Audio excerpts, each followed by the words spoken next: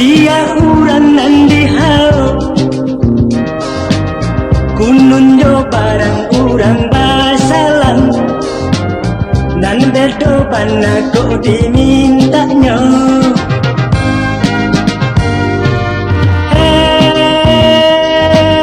Elok kita sederhana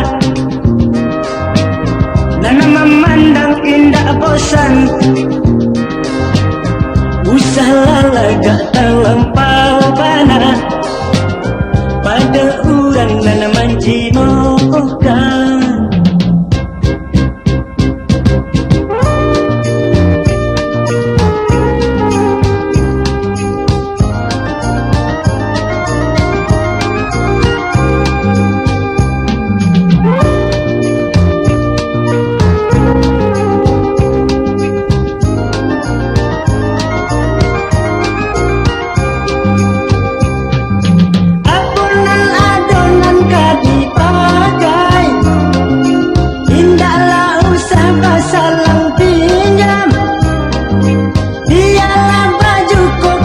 Salai urang nan indah kemanggalakan.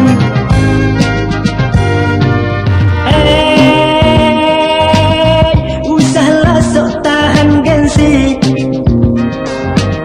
sadonyo urang lah tahu. Kini kok urang banyak nan banci, dari itu ubahlah laku.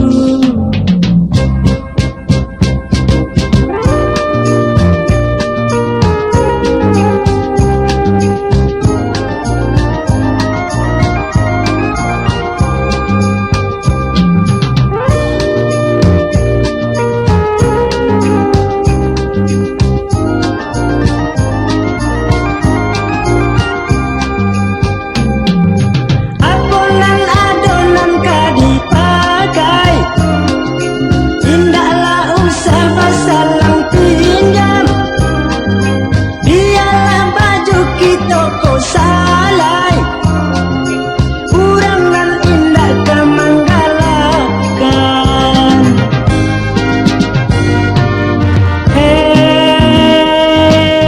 Usahlah sok tahan gengsi,